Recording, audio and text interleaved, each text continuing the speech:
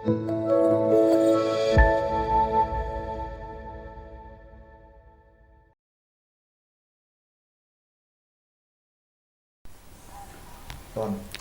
seputar puasa. Bismillahirrahmanirrahim. Subhanaka la ilma lana illa ma 'allamtana innaka antal alimul hakim. Rabbi shrah li sadri wa yassir li amri wa hlul 'uqdatam min lisani yafqahu qawli. Rabbi zidna ilma warzuqna fahman warizqan wasi'an halalan. Qal musannifu rahimakumullah ta'ala wa nafa'ana bi ulumi bidin amin. Nah, masih seputar puasa. Yang dinamakan puasa secara istilah atau syar'an menurut Imam An-Nawawi, imsakun makhsusun an syai'in makhsusin fi zamanin makhsusin min sahsin makhsusin. Yang dinamakan puasa secara syar'i yaitu menahan diri dari hal-hal yang membatalkan puasa, menahankan diri secara khusus dari sesuatu yang khusus di dalam zaman yang khusus dari seseorang yang khusus. Berarti bisa ditarik kesimpulan puasa itu hukumnya wajib bagi orang tertentu. Kewajiban puasa ini ada berapa? Kewajiban puasa itu ada 3. Yang pertama, puasa di bulan Ramadan. Yang kedua, puasa kafarat. Ketiga, puasa nazar. Ini yang diwajibkan dalam berpuasa. Dan juga ada puasa sunnah. Memang keutamaan puasa itu seberapa besar? Ada hadis dari Abi Umamah qala ataitu Rasulullah sallallahu alaihi wasallam fakultu murni bi amalin yadkhulnil jannata. Hadis Abi Umamah, beliau berkata, saya datang kepada Rasulullah sallallahu alaihi wasallam. Kemudian saya bertanya, murni bi amalin yadkhulnil jannata, perintahkan hamba dengan satu perbuatan, maka perbuatan tersebut memasukkan hamba pada surga. Apa jawab Rasulullah? Alaika bisaumi, ya kamu harus tekun berpuasa. Alaika di sini menyimpan kalimat ilzam as-sauma. Kamu harus tekun berpuasa. Ini seorang sahabat yang bertanya pada Rasulullah, perintahkan saya wahai Rasulullah dengan sebuah amaliyah yang bisa jadi sebab hamba masuk ke surga. Baginda Nabi menjawab, alaika bisaumi, hendaklah kamu menetapi puasa.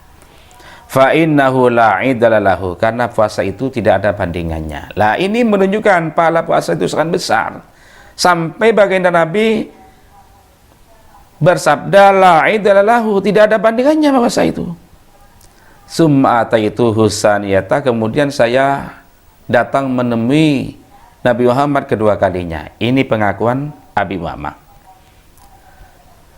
Menemui baginda Nabi kedua kalinya, ia lagi-lagi bertanya yang sama.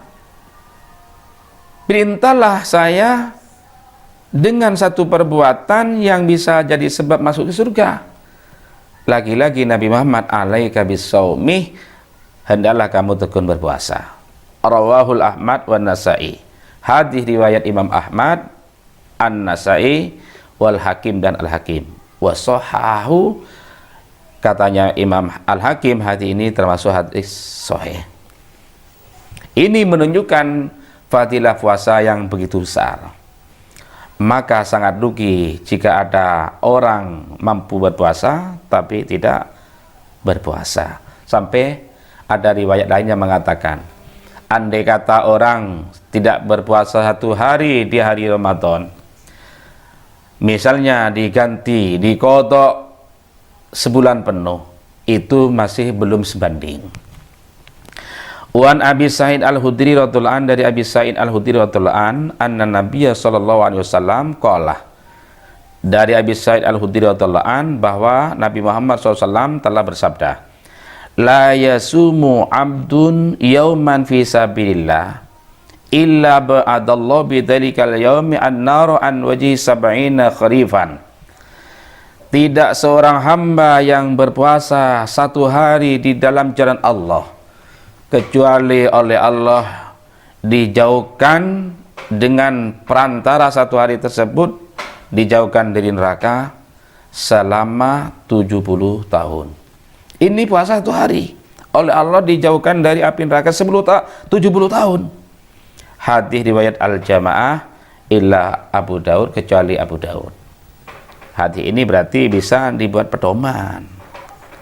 Maka sangat rugi jika ada orang mampu berpuasa tidak berpuasa, apalagi puasa itu bulan Ramadan.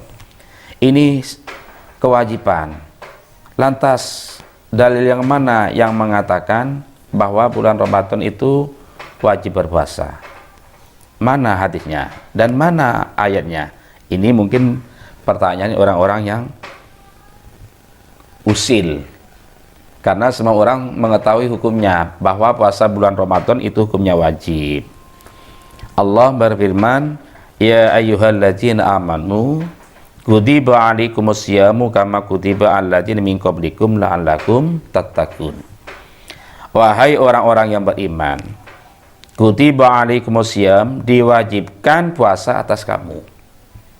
Kama kutiba alladzina min qablikum, seperti halnya puasa diwajibkan atas orang-orang sebelum kamu.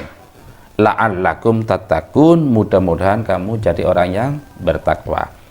Lah, di dalam ayat ini mengatakan kalimat kutiba. Kenapa kok tidak menggunakan kalimat wajibah atau furidah? Ini menunjukkan balaghahnya kalamullah. Ini menunjukkan balaghahnya firman Allah. Sampai-sampai penyair Arab yang paling fasih pun tidak mampu merangkai kalimat yang seindah, yang sebagus dengan Al-Quran. Ini tidak langsung dikatakan wajib, tapi kutiba. Kenapa kok bukan wajib atau furidah? Agar manusia itu betul-betul memperhatikan bahwa kata orang yang ahli balaghah, kalimat yang langsung dengan yang tidak langsung, kalimat yang terang-terangan atau pakai sindiran, itu yang pakai sindiran itu yang lebih balaghah. Maka dari itu Al-Quran ini memang bahasa yang paling fasih. Tidak ada bahasa Arab yang melebihi Al-Quran kefasihannya. Tidak ada bahasa Arab yang lebih balaghah daripada Al-Quran. Ini menunjukkan kebalaghahannya, ini menunjukkan kefasihannya Al-Quran. Andai kata Al-Quran mengatakan ya ayyuhalladzina amanu furidha alaikum, berarti kan kurang fasih, berarti masih kurang balaghah. Karena apa? Karena langsung jelas, langsung diterangkan apa adanya. Ini ayat yang menunjukkan bahwa puasa di bulan Ramadan itu hukumnya wajib. Ada hadis begini, anna Nabiy sallallahu alaihi wasallam qala, inna lil jannati baban yuqalu lahu ar-rayyan. Nabi Muhammad bersabda bahwa di surga itu ada pintu namanya ar-rayyan. Yuqalu ar-rayyan yaumul qiyamah. Dikata ar-rayyan di kelak di hari kiamat. Ainas shaimun, di mana orang-orang yang berpuasa. Fa idza dhala akhiruhum ulika dalikal babu, dan bila terakhir dari orang-orang yang berpuasa itu sudah masuk surga lewat ar-rayyan, pintu itu langsung tertutup.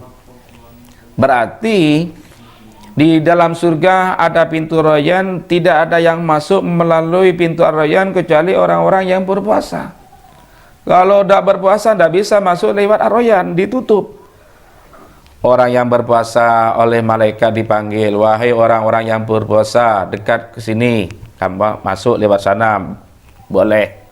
Wahai orang-orang yang berpuasa, ke sini, sampean lewat ar-rayyan. Ketika orang-orang yang berpuasa masuk semua, tinggal terakhir yang masuk lewat ar-rayyan, pintu yang nama Ar-Rayyan itu langsung tertutup. Berarti lain Ar-Rayyan tidak ada yang masuk. Lain yang orang-orang yang berpuasa tidak bisa masuk lewat Ar-Rayyan. Demikian kajian hari ini. Bisa disambung lain waktu. Akhir kalam. Wassalamualaikum warahmatullahi wabarakatuh.